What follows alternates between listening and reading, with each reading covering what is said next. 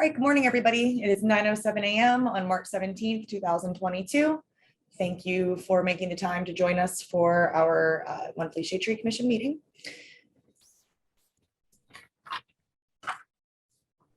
We will start off today with introductions and then move into our approval of minutes. If you haven't had a chance to read them, please hurry up and take a quick look. And then we have guests available and are going to present to us today, and we're very excited. Thank you, Maeve. Thank you, Maggie, for joining us. And then we will go down the agenda as is. We presently have enough folks here for a quorum, and just for ease of people that aren't, visually looking at the screen right now. Nazine is present, Andrea is present, Jamie, Lisa, Matt, Brian W., James Stitt, and myself.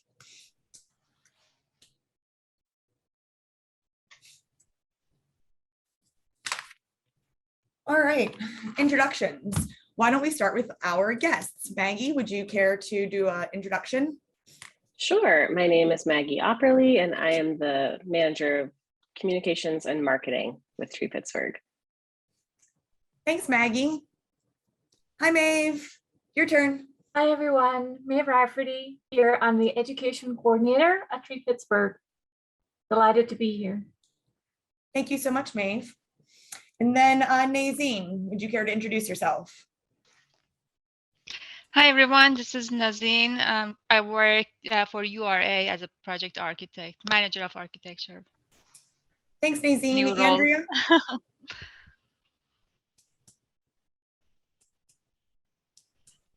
Did you say Andrea? I did. Thank you. Okay. Hi, Maggie and Maeve. I'm Andrea Ketzel. I'm the landscape architect for DPW. Nice to meet you. Thanks, Andrea. Brian Waliniak. Brian Waliniak, educator of urban and community forestry with Penn State Extension. Thank you, Brian. James, are you able to speak? Sure thing. Good morning, everybody. My name is James Stitt. I'm the sustainability manager with Pittsburgh Water and Sewer Authority. Thanks, James. I'm sure we all know Lisa Chiaffi, but Lisa? Hi, Lisa Chiaffi, City of Pittsburgh Forestry Division, Department of Public Works. Thank you, Lisa. And Matt? I'm Matt Erb. I'm with the nonprofit Tree Pittsburgh. I'm sure you know the two guests very well. Jamie Holloway, are you able to share a little bit?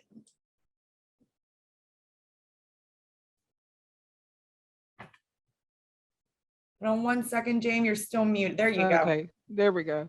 Hi, Jamie Holloway. I am the community representative on the Shade Tree Commission. Thank you, Jamie. And then, we have our regularly occurring guests, Michael Kelly. Hi, I'm Michael. I'm the utility arborist for the City of Pittsburgh. And Giselle. Hi, my name is Giselle. I am the community programming coordinator for the Department of Public Works. Thank you so much. Did I leave anybody out? And if I did, my apologies. Doesn't appear that way. So let's move on to the approval of our February minutes. Since I'm speaking, I figure I'll just say real quick that my name is spelled incorrectly on our minutes. It should be S-P-I-R-L. Did anyone else say anything? I'd like to follow suit and say my name is spelled incorrectly in the listing of the attendees. It's been that way for a while, and I just now noticed it. So, thank you, Jamie. We will get these changed. Yeah.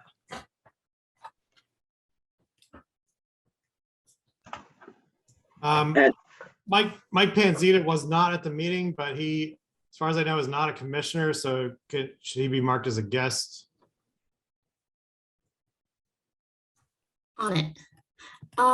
Jamie, just to have it corrected, it is J-A-Y-M-E-H-O-L-L-O-W-A. W-A-Y. A-Y. Yeah, thanks. Oh, of course, want to make sure your name is correct. Holloway. Okay. And then guest. Okay. James? Yeah, one other correction there on the American Society Civil Engineers Award that PWSA got. It was for the city and PWSA jointly on a project that was the stormwater code and ordinance update. It wasn't for the mitigation plan, although those will all fall under the code. Okay, stormwater code and ordinance. Ordinance, the stormwater code and ordinance update project.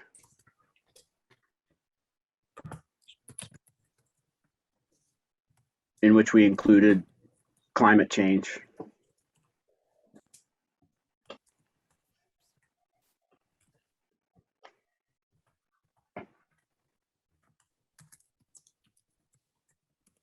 Okay.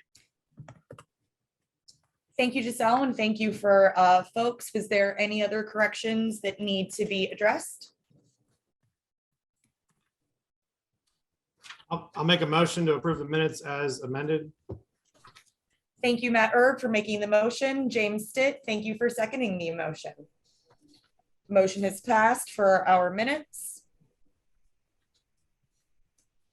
Are we ready to move on to our guest presentation? All right, and Maeve and Maggie, you guys should have screen sharing capabilities. Wonderful. I will get started.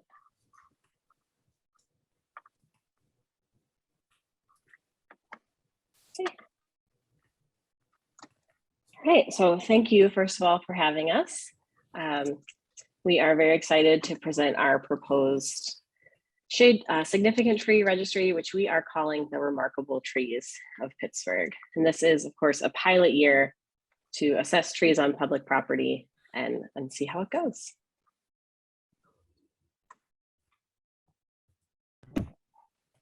That's me, right, Maggie? Yes, go ahead, Maeve. Great.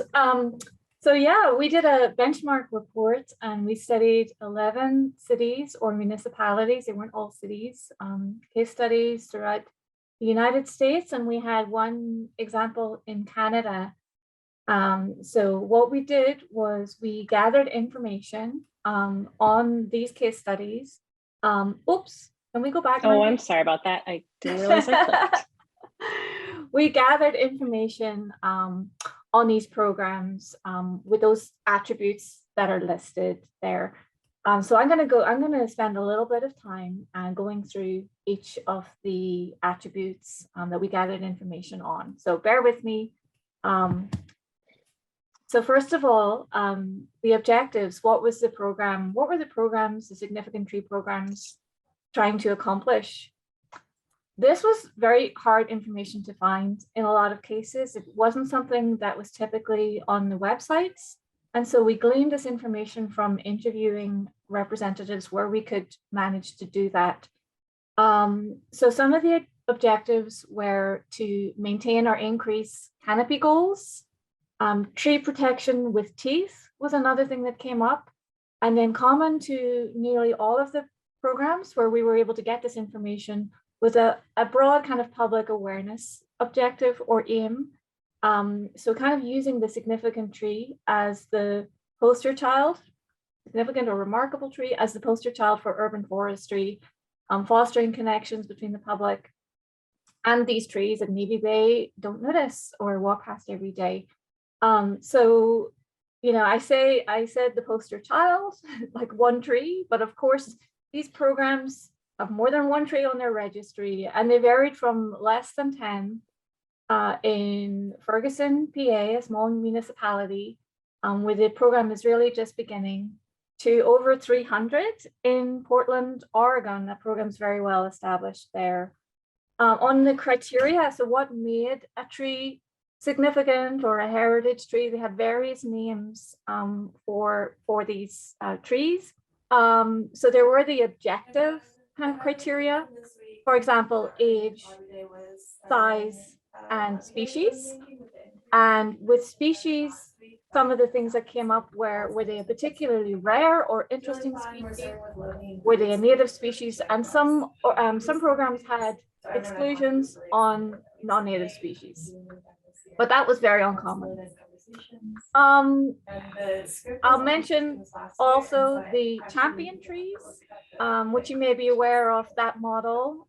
That a champion tree is the largest of a species of tree, and it's generally applied at a state level, although there is a kind of a US-wide champion tree model also, or list. So Trees Atlanta were a really interesting case study because their program was entirely based on the champion trees model, but applied at a city scale, sort of knowing that there wouldn't be a whole lot of trees in the city of Atlanta that would be, say, an oak tree that would be the biggest oak in the entire state of Georgia. So they applied that at the city level, and they had volunteers go and conduct those assessments, so those measurements, which was really interesting. In other cases, the champion trees were included, but were not, the only criteria. So then we move on to the kind of more subjective criteria. For example, were they of historical or cultural interest? We're going to talk a little bit more about that when we go through our proposed criteria. Were the trees, beauty, form, structure, those kind of words we found come up. Was the tree unique? So we love this variety, and you'll see in our proposal, we try to incorporate as much of that as possible. So on to nomination then, but 70% of the cases we studied were nomination only. And the nomination could be by any member of the public. And nominations could also be by a member of the public who served on the Shade Tree Commission, for example, or was a forester, a city forester. And then the 20% that sort of fell outside of that group were automatic selection based on the species of tree and its girth or its size. And those cases of automatic selection were mostly in California, in the case studies that we looked at, Santa Rosa and San Francisco. And all had some kind of easy online form that could be either downloaded and emailed or mailed in or fillable online and submitted.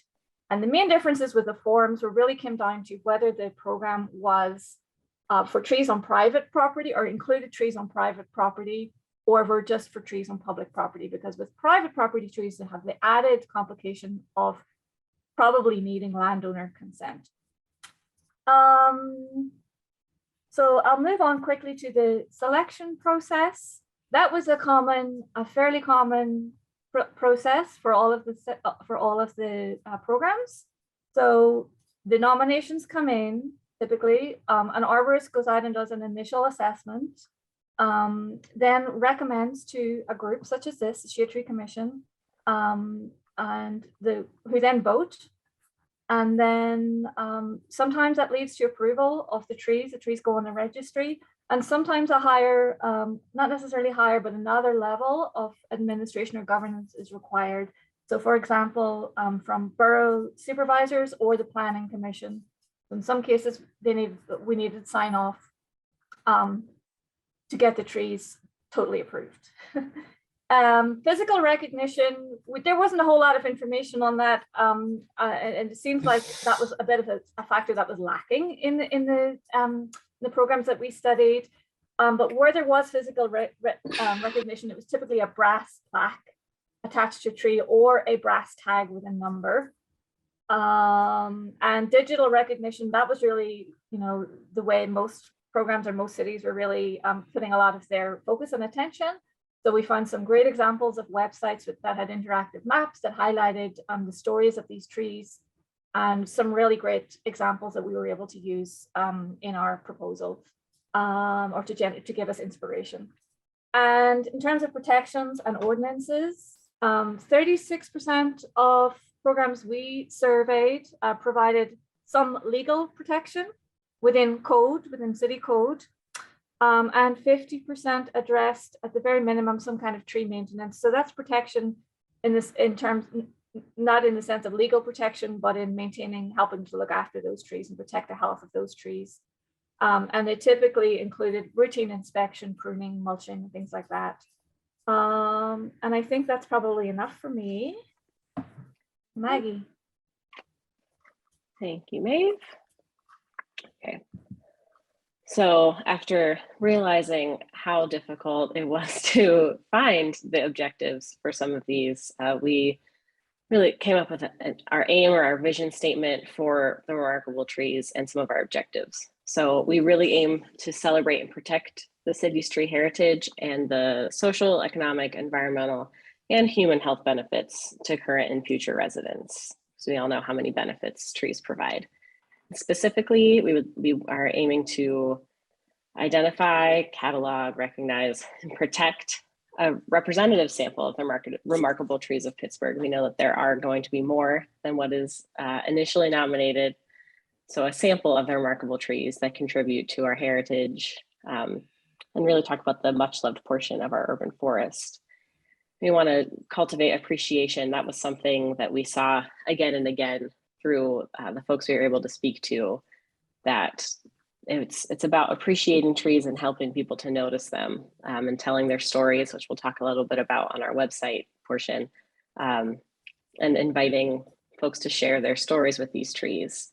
And kind of specific to us, there was one city or municipality that mentioned this, but helping residents to see what happens to trees as they grow. We have all been working to plant more trees in the city, of course. So this will help someone to see, you know, that red bud that you planted or that was planted in front of your house. This is what it could look like. That tiny oak that you see could be this, you know, mighty champion tree, to use a not technical term, later on. So, you know, continued replanting and stewardship of the trees that we've already planted is also one of our objectives. Now, so Maeve talked a lot about the criteria of the places that we were able to interview during our benchmarking, but the most important thing is that it must be located on city property this year, at least.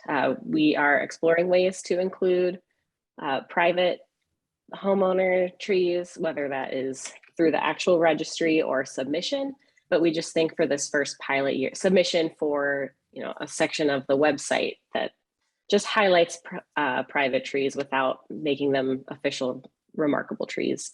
But we just felt that this year with the nomination process, we didn't want folks to nominate their private tree when they really just meant to submit their private story about what their tree means to them. So this year we city property only, and it must fall into, we created some category names. A Pittsburgh champion, so one of the largest or one of the largest of a certain species, of course, on city property.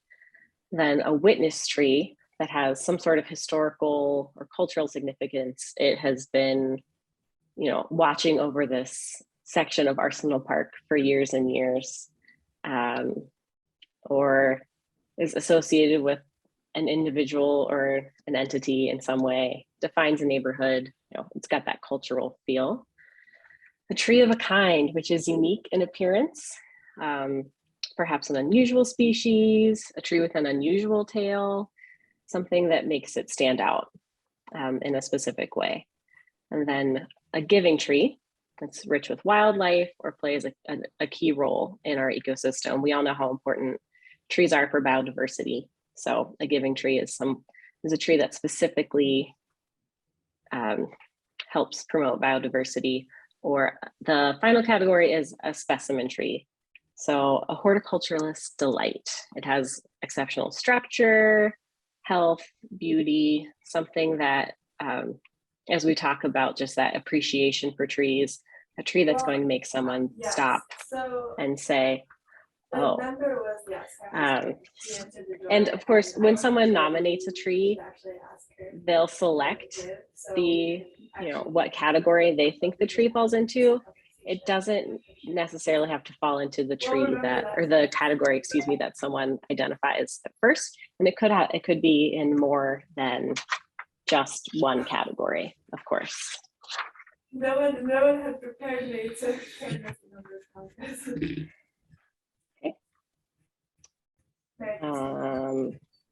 Oh, sorry about that. So the nomination and approval process, as Maeve talked about, we found a lot of online nominations. And so we want to be as accessible as possible to the community. So there will be a simple form online housed on the website.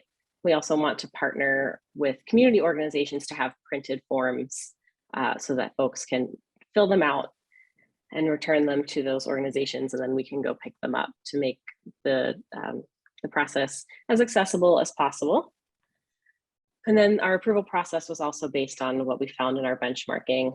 Someone will nominate the tree, as you can see in this little graphic. Then after nomination, there will be a period where we will, as the folks running the website, we will, the only trees that we'll remove are trees that are on private property, so that when we pass these trees onto arborists from the Shade Tree Commission, they are only looking at public trees, really to make sure that everyone's time is being used in the best way. And then we propose a subcommittee within the Shade Tree Commission that will take these arborist assessments, review them, and select a number of trees to present for a vote to the entire Shade Tree Commission. And the number of trees, we're not prescribing a number of trees. There's going to be 5 or 10. It will be based on the arborist recommendation. And if the arborist assessment really identifies these 3 amazing trees that are going to need more support and more time from city forestry to continue to care for them, then those trees will be the ones that go forward and will move on to next year. And for all of the nominations that we receive every year, we will contact everyone and say, thanks so much. Your tree was on private property. Here are guidelines for nominating a public tree next year, and letting everyone whose trees were not selected know that they do need to re-nominate their tree for the next year. We don't want to continue to have this backlog of trees that are nominated that could be significant tree or remarkable trees, but were not selected this year. We do want to make sure that we don't get this backlog and then we add on more trees, and then we don't even get to review the newest trees. We want to make sure that everyone gets to have their say and they can nominate again. And talking about the timeline, this year we propose launching the project on Arbor Day. We are working with 2 women to design a logo and a website, so we'll be ready for that. And then every year have the trees be announced on Arbor Day, and that will also be when registration launches for the new, or nominations are open for the new year. And we'll have a deadline of November 30th, which will allow for that evaluation by the arborist. If you want to go ahead, Maeve. Sure, thanks, Maggie. So yeah, just on the timeline there, we do hope to have some remarkable trees put forward for approval this year.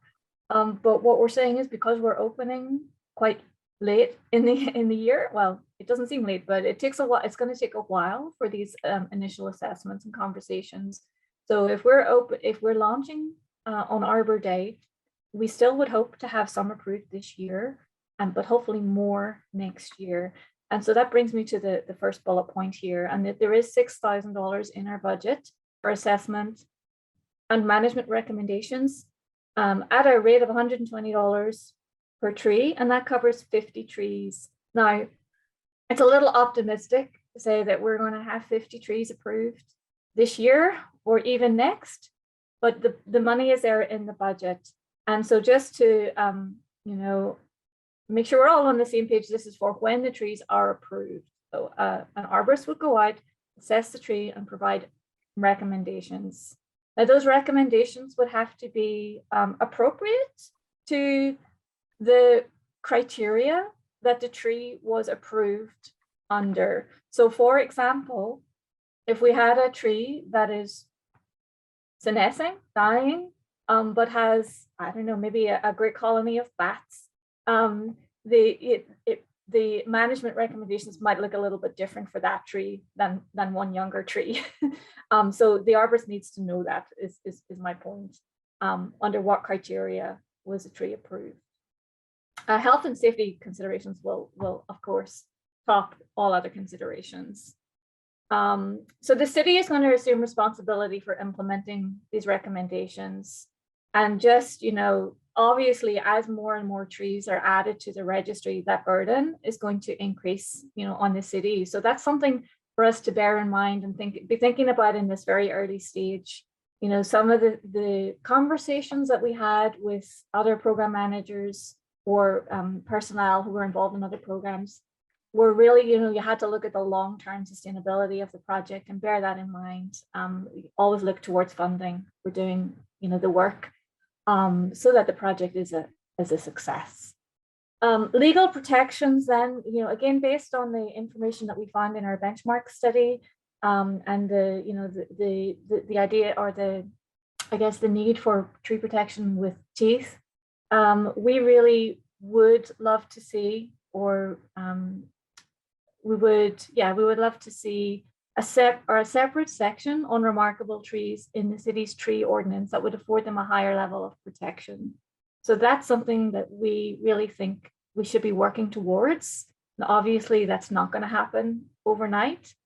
And then in discussion with Lisa, City Forestry, in preparation for this meeting, looking at other or potential conflicts that this program might create, in terms of city infrastructure, city running. She mentioned DOMI and zoning, and so my understanding is that a private landowner could to provide reasonable access to their property, can make a curb cut, and obviously if there's a tree pit there, there's a threat to that tree, and we would want to make sure that a remarkable tree should be exempt from that somehow. So Lisa brought up the point that we should have some conversation with DOMI and zoning in these early stages. And then our program, it could include recognition by the City Council. In other words, the City Council could officially recognize these remarkable trees, and that wouldn't require formal action, but it would be, a good indication of intent of protection. Thanks, Maggie. Thanks, Maeve. As far as recognition of these trees, it's important to recognize them physically as well as digitally. And right now, the best option we feel for physical recognition is an etched plaque in the ground in front of the tree, due to, that is through the Art Commission. But we would love to see further recognition as time goes on, because right now you would have to walk up to the tree to know that it's a remarkable tree, as opposed to perhaps a sign that says it next to the tree. So if someone walking through the park could walk over and see it, like, what is that? What does that mean? And then that will spark some more interest in the tree and the Remarkable Trees program. Then, of course, the website that I mentioned, and both Maeve and I have talked about the interactive maps, so that someone can go on and see the breadth and depth of this program as it goes on and find those trees for themselves. But each of those points with these trees will have information on the year that it was nominated, species, and a bit about why it was nominated. Then we'll also have a PDF of trees and locations. That was something that we saw across many programs, just having that list that gets updated every year. Some folks might not be able to use that interactive map, and so they can download a tree or download the PDF, that has those trees and locations. And we would love to capture tree stories with information on each of these trees. So the folks who nominate them, contact folks within the city to get a little bit more. And then that would be featured sort of like a blog on the website, just like a post about each tree, and that will of course grow over time. Another thing that could grow over time is tree tours, either self-guided or in person. So people can download or listen to a little audio clip about trees if they wanted to do a self-guided one, or we could host, as the list grows, an in-person guide tour of the remarkable trees that are located in Arsenal Park or throughout the neighborhood of Homewood. As it goes on, we'll be able to do more educational programming like that.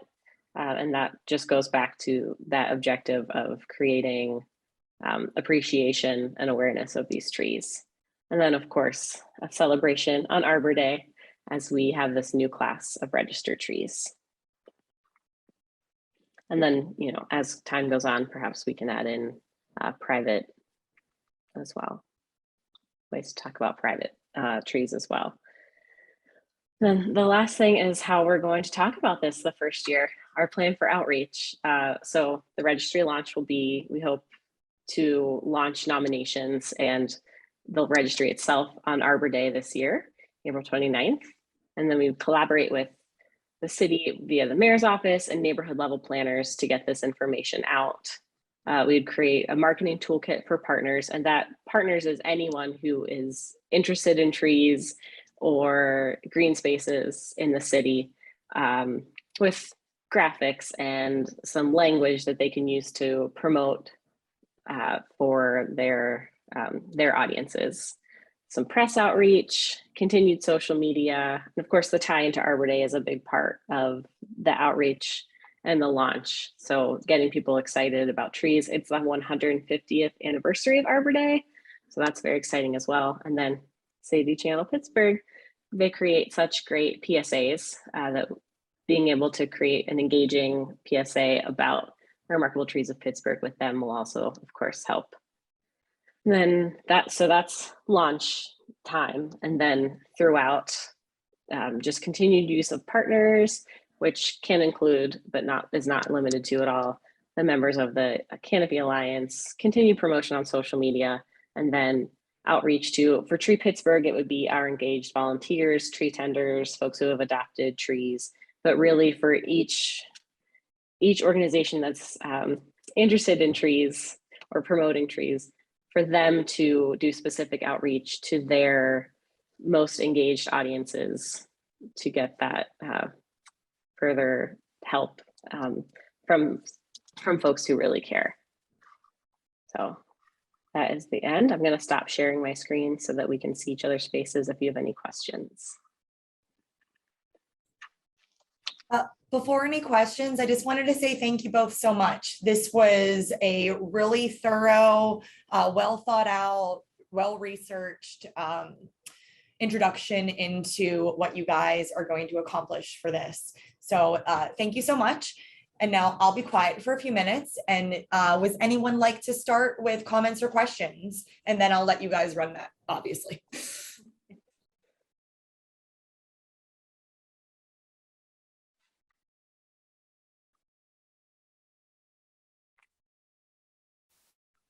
Kristen, did you have your hand up or?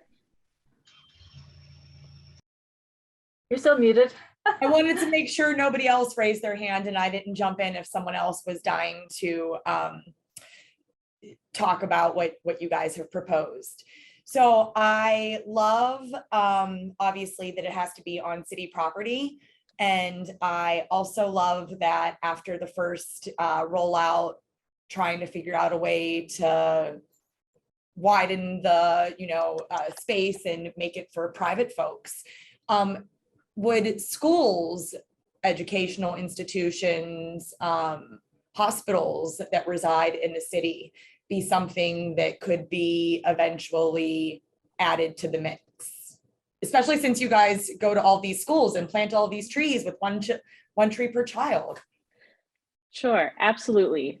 Private property of all, or property that's not owned by the city of Pittsburgh, hospitals, schools, anywhere where there's a remarkable tree, we would hope that they would be included in that next rollout. Awesome. How cool it would be for a school to have a remarkable tree on their property, or a hospital. Yeah, Right? Eventually. A little baby that was planted by one of the students, and then a big, a big or special one right next to it. Mhm. I have a question. Sort of like, I guess, relating to the other cities that you looked at, and then what your plans are here for this. Was it, did you find that in other cities, was this something that, like, at the immediate rollout, it was really like banging out there, people were throwing trees at them left and right, and then it dwindles off, or did it pick up steam and slowly get more popular over time? I'm just kind of curious what the sort of load was on that from, over time. And then do you have like a sort of your ideal list that you've got in mind, or are you just going to wait for the nominations to come in? Shall I answer the first part of that, Maggie? Yes, go ahead, Ray. Yeah, okay, so there was a bit of both, James, but I think the main trend was a lot at first, and then and dwindling, or maybe a bit of a build-up to a lot, and then dwindling, unfortunately. A lot of these programs, the programs that have been running for longer, have gone through various personnel. So, maybe there was one arborist who was really championing this in the city and they left, or one person who was taking care of the database and that person left. And then, so there were personnel issues that really caused programs to falter. And I suppose just maybe not taking care of the public aspect, not taking care of the website updates and keeping people engaged. So it's definitely an issue that we've seen, and it's definitely something we need to be thinking about how we can make this, successful in the long term. Yeah, that was sort of what I was leading into, is like, how is the sort of, succession and sustainability of this program built into what you're setting up from the get-go? Because it's going to, I suspected that, like, over time, there would maybe some waning interest, and if you're not really promoting it and getting it out there, it's tough to keep people engaged. Well, a lot of the other programs did not have like a nonprofit partner, so that was one thing. And I think that we're in a position where we have Maggie, we have all our other staff, and we're good at that promotion side of things for sure, and the public engagement side. So that's already a plus for this program in Pittsburgh. Also, we're looking at not asking one or two people to do all the work. We're sharing the workload. We're talking about having a subcommittee within the Shade Tree Commission, for example, so that it's not on one arborist to go and do the initial assessment. So that's another thing. So have multiple people involved, and then also having our criteria so broad like that, so that it's accessible to a lot of people. A lot of people have buy-in. In a neighborhood that doesn't have a high tree canopy, they can still potentially find a tree that matches one of those criteria. Absolutely. And if I could add on to it from the promotional standpoint, Maeve, I'm sorry I cut you off. No, it's fine. No, go ahead. The part of the thought of having it recurring, we celebrate the new trees on Arbor Day, we launch it on Arbor Day. That pattern, I think, will help folks to remember the program. And as Maeve said, continual promotion is important as well. But being able to open registration and celebrate those trees, give folks an idea of it, and those tree stories that I mentioned, having those so people can really see them, and those stories can be shared throughout the year. We would be, since we're part of managing the program, that driving force, and then that continued marketing toolkit, reminding folks who have that interest in trees to continue to talk about it, share it on share it in your newsletter on a quarterly basis. Here's some fun new ways to talk about it. It will require continual work, but that continued promotion and support for folks to do that continual promotion, because we know that everyone's plates are very full, will be crucial. James, you had a second part to your question. I've forgotten what it was. Yeah, no, the other part was, do you guys have sort of your ideal list that you're going to start out with, and these are the trees, or are you just going to wait for the nominations to come in and that's the start? Well, I would hope that you guys might have some ideas. You can all nominate trees. Absolutely. I don't personally have a large list. I have a couple in mind that I love, but And our other Tree Pittsburgh staff probably have some suggestions too. that's what I was going to say. We Yeah, certainly I don't. have. Yeah, there'll be staff no folks. shortage of nominations, I think, from especially the folks on this call. Yes.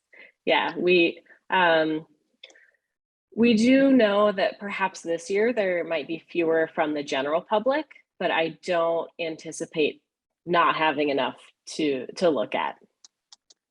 And perhaps even if it's fewer folks from the general public, it might be a little bit easier to suss out private property versus ones on city property. But I think we'll be all right.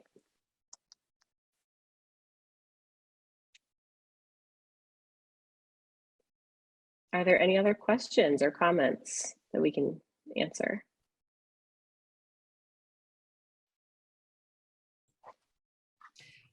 Forgive me for forgetting. Did you guys say that your target number for this year was 25, or am I making that up? We don't have a target number for nominations or trees to be approved. We don't want to set a target number for that approval because what if we don't get to it, or if there's 6 trees, how do you decide? And we don't have a target number for nominations. It's a good idea to set that so that we have that goal that we're working towards, but we don't have one at the time.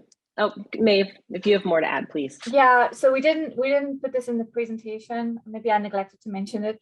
In talking about the burden of maintenance on the city for these trees, and it might be, and again, like kind of coming from thinking about the experience of other arborists and city workers in these other benchmark programs or programs that we looked at in our benchmark study. There may be merit in suggesting an upper ceiling or limit to the number of trees that are approved every year, from a point of view of being able to manage those trees. So that's something that we might want to look at. I think that's great. I don't know why I thought that, for some reason, I thought there was a number that was being geared for like every year. And when you had said it, you followed up, or whatever the slide was, by saying that it was going to be a lot of maintenance for the city and that we didn't want to create more work for them. And, if you have 300 stars, is 300 of those really a star? So it was perfect. Sure. I think perhaps, I'm sorry, Maeve. On the slide that when Maeve was talking about the budget for assessments, we did say that in the budget there's $6,000, which is the industry standard of $120 per tree times 50 trees. So that's what's in the budget for after approval. Yeah, and that probably was for a timeline of 2 years initially. So that's probably where that 25 per year figure that you have in your head comes from, Chris. Thanks, guys. Yeah. And Jim Barry joined us at 9:23 at the end. I also wanted to ask for the folks that weren't able to join us today, other than the YouTube channel and watching this over again at the YouTube channel, would there be like a PowerPoint presentation that we could share? Maybe with the folks from DOMI and zoning, or I don't know if you guys or anyone has set up meeting or discussion with them yet. We can absolutely share the PowerPoint. We are trying to set up a meeting. Awesome. I know Roy will be really excited to see it since he wants it here. So Kristen, I would suggest the Shade Tree Commission kind of maybe finalize and formalize some of this before sharing it outside of the commission. I would agree. I would assume that maybe we can talk about that today under old business or new business. It kind of falls under both. What do you guys think? Thank you for that suggestion. All right, are there any other questions, comments?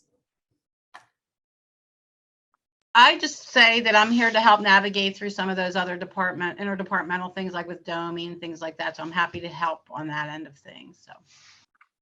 Thanks, Lisa. Thank you.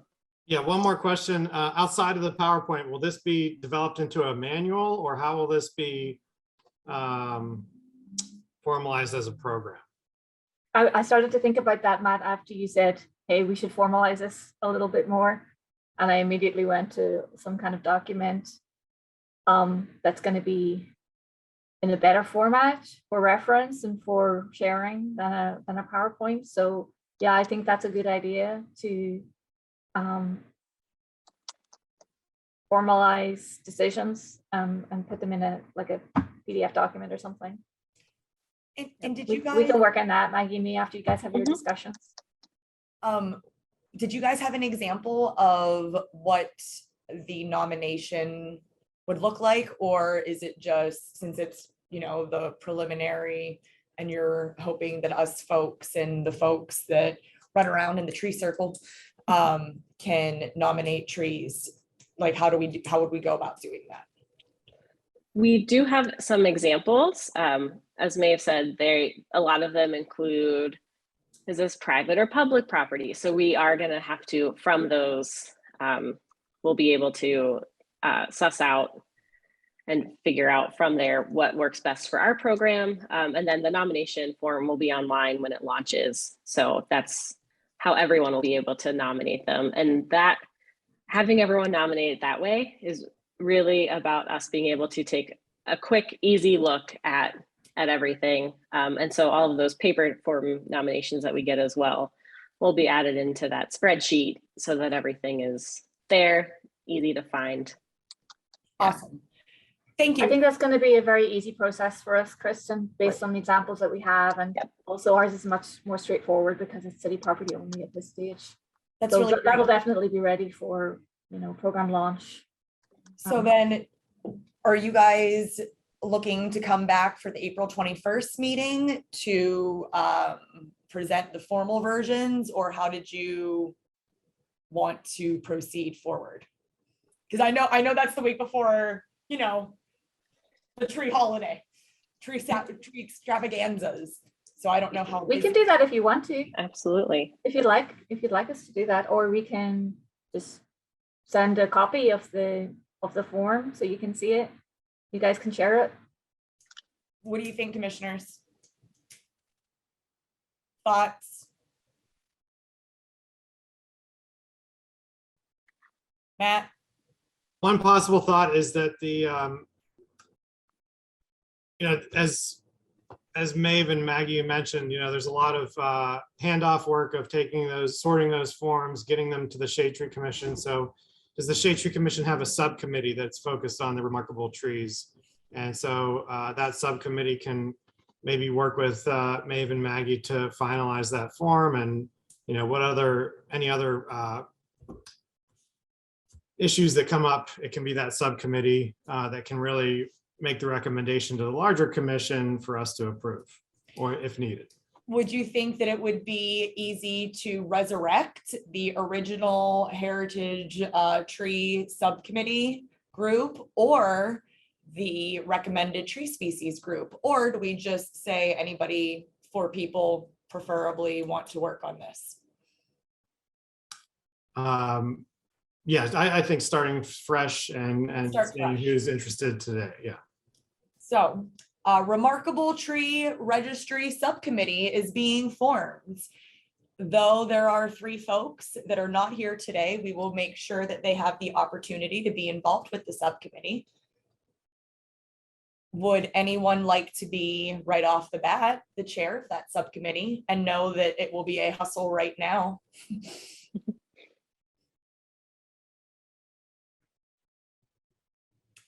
I can chair it. I mean, if necessary. Thank you, Lisa.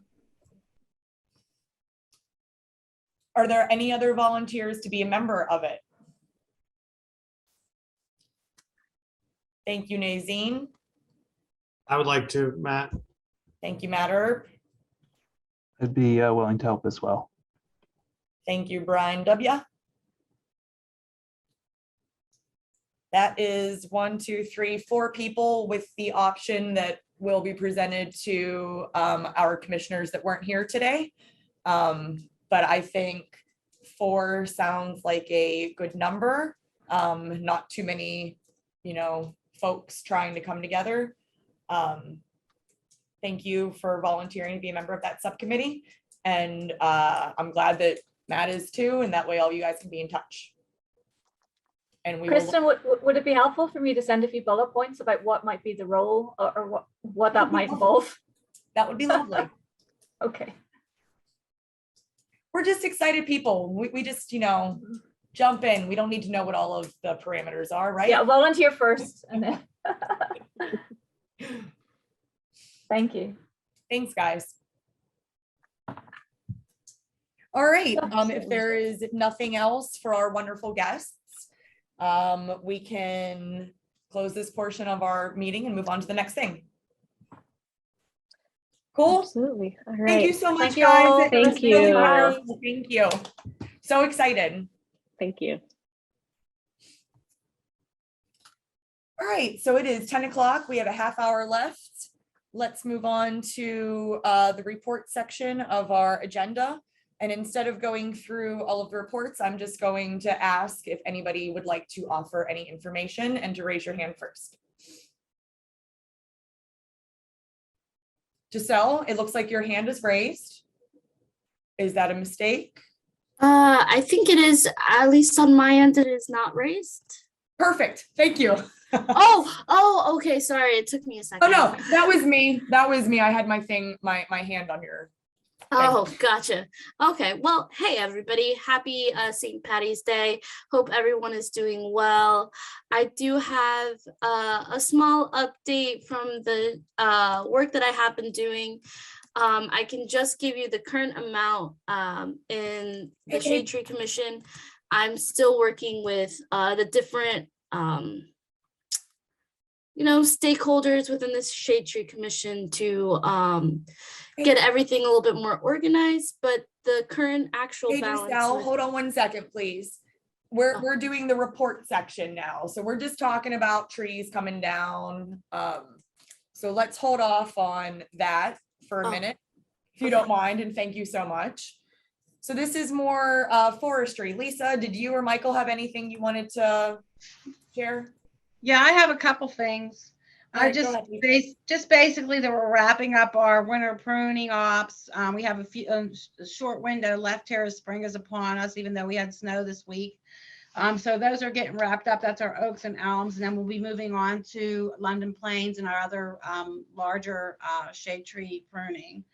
The other thing is that we're working on our spring tree planting locations, just getting approvals.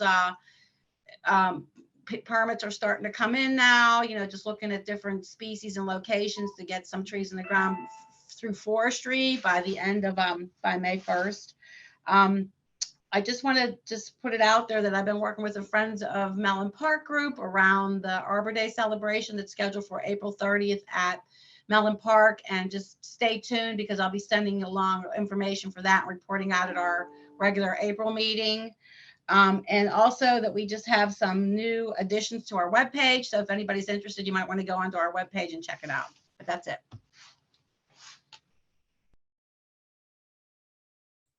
Thanks, Lisa.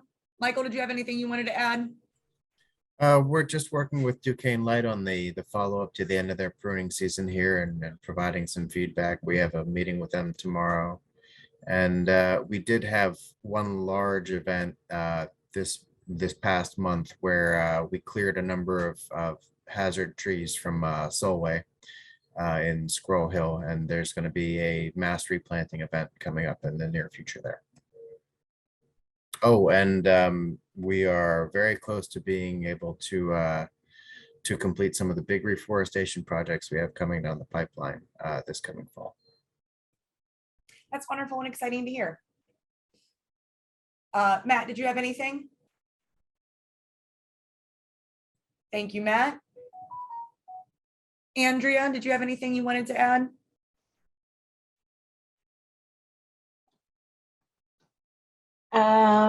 I Well, it's construction season starting here, so we will have Chartier Spray Park starting, and we've got Highland Park Super Playground in construction, and what else? Well, there'll be a bunch more, but opportunities for planting. Talked with Matt at Tree Pittsburgh and just working with Lisa and Michael as well on past projects that are good locations for planting as well.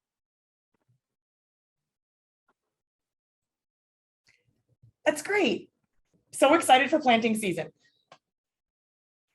Brian or Jim or James, anybody else that's from a utility or educational institution have anything they wanted to share? Nazine?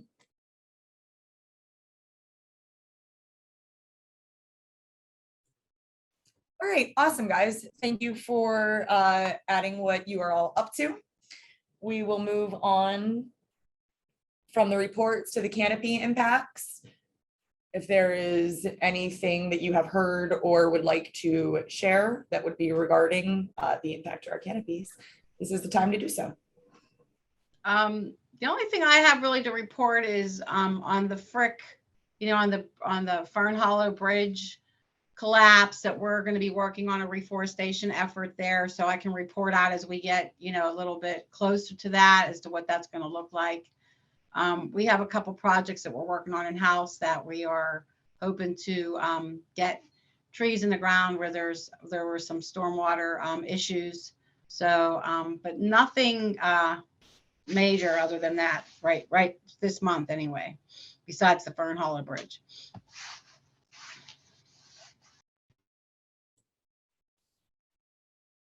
Thanks, Lisa.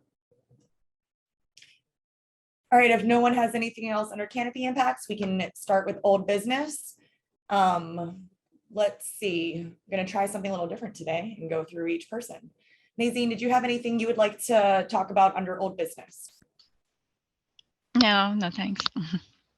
Matt, or do you have anything you would like to talk about under old business? No. Andrea Ketzel, do you have anything you would like to talk about under old business?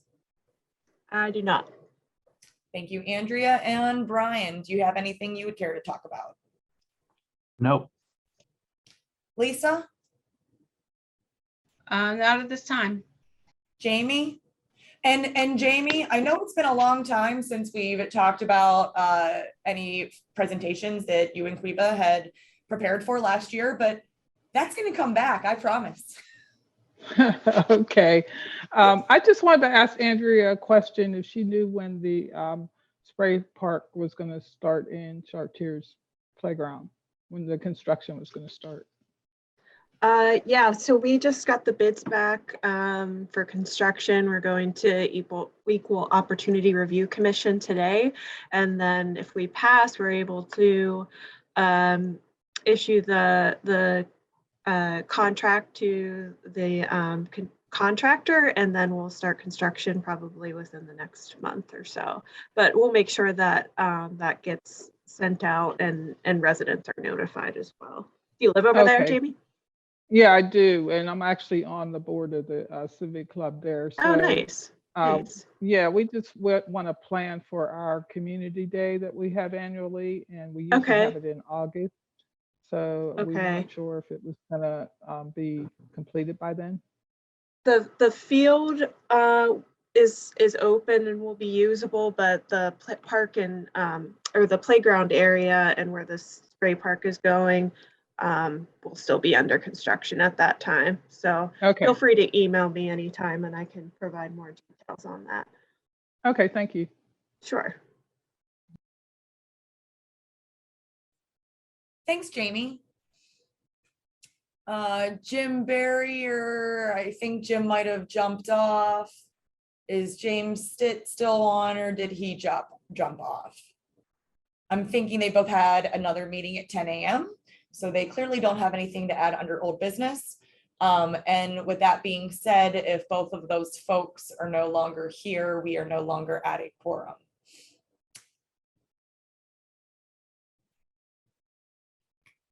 All right, so for old business, I wanted to bring up some things. First one being our meeting density schedule. Obviously, this is something we've been chatting about. Brian had sent out a survey, and there had been a couple of folks, but there still hasn't been everybody voting. And, you know, our schedule is the same as prior years in 2022. So I would just assume that we're gonna keep up with that for the rest of 2022. And if there will be any changes made, it would make most sense for that to actually be implemented in 2023. So if you have not voted yet on that survey, please reach out to myself or Brian, and we will get you that link. And that is all I have for the meeting density. I also wanted to bring up the meeting location. I know here at Duquesne, we are going mask-free, trying to go mask-free next week. We're at like a 0% transmission rate here, whoop whoop. And April 21st would be our next meeting. There had been a survey sent out last month that I think 9 folks completed. If you haven't completed or you wanted to share your thoughts publicly or privately, you know, that survey is available as well as email if you don't feel comfortable. But we were thinking that since we are the City of Pittsburgh Shade Tree Commission, that maybe on April 21st, we could resurrect our City County building conference room meeting space. And that would be, I believe, the first time Nazine, Roy, or Quimo would actually enter that space in the flesh. Anybody have any things that they would like to bring to that discussion? Please do so. And again, if you don't feel comfortable doing it publicly, we are available, obviously privately through email and or survey link. So that is on the horizon. Old business also being our meeting with our newly elected or newly installed wonderful Mayor Gainey. We have been having some subcommittee meetings, and I will send out the notes from our last one later today.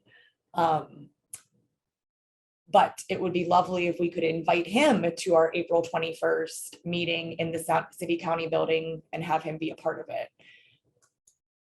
Nazine, I thank you for adding your bio, but to update the folks that weren't at the subcommittee meetings, we would like to have bios of all of our members, so we can put that on a piece of paper and not have to necessarily go into great depth of our history with the mayor, because obviously time is of the essence. And also share with him our 3 big things that we would like to speak of: tree equity, heritage tree, and our priorities. Would anyone care to add to this conversation? Please.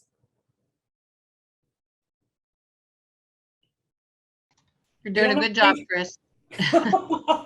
Thanks, Lisa. So you don't have to raise your hand. Just unmute yourself. Add your voice to the wonderful conversation. Kristen, I have a couple questions, and I'm sorry, I missed part of your updates there. So we're meeting in person from now on? That has not been finalized. Just saying, it's lovely to meet next month. You know, okay, gotcha. Our tree holiday. It's a big, you know, April for the tree world. Cool. And I know. Okay, that's. Yeah. Not. Oh, sorry. Not going forward. Not, you know, every month or anything. Okay. April 21st. Okay, that sounds good. And then. Would you mind resending the link with where we're supposed to put our bios? I had it in my email for a while and then I seem to have lost it. No, I will totally resend that, and I can share it with the people that weren't on the subcommittee too. Yeah. So I'm writing that on my list. I will resend out the Google link for all of the shade tree commissioners, so you guys can go into Google Documents and add some information about yourselves. Thank you. Yeah. Thank you.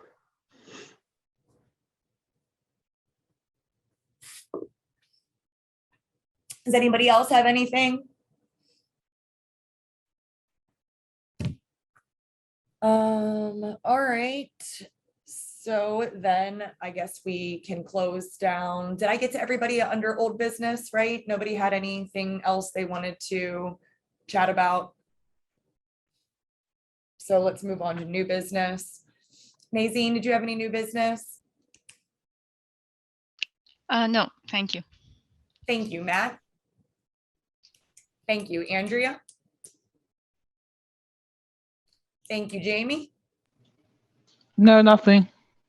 Thank you, Jamie. On to Mr. Brian. No. Thank you, Brian. Lisa? No.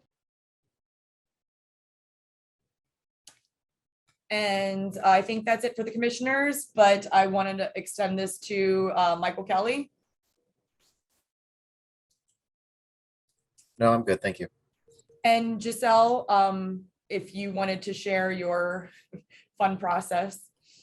we can do Nothing that. too much to update on the process. Just know that I'm continuing to speak to everybody that goes along in the process and trying to come up with better ways we can communicate with each other and make the process a little bit more efficient. It's a big process. It's a lot of little moving parts. So right now I don't have too much to update y'all on. Thank you so much, Giselle. And it'll be nice if, you'll be at the meeting too, all in the official capacity. Very exciting. It'll be nice to see y'all in person. Yeah, right. So if no one has anything else they wanted to add under new business, without a full quorum, obviously we can't vote on anything. Would anyone care to call the meeting to adjourn at 10:15? I will. Thank you, Andrea. Our meeting will be adjourned. Looking forward to seeing you all in the flesh next month. If you are not confident about that or don't feel warm and fuzzy about it, please just let me know. There is nothing to worry about. This has been a very trying time for us all. And if you don't want to sit in a room with a bunch of folks, you don't have to. Have a great one, guys. Thank you all.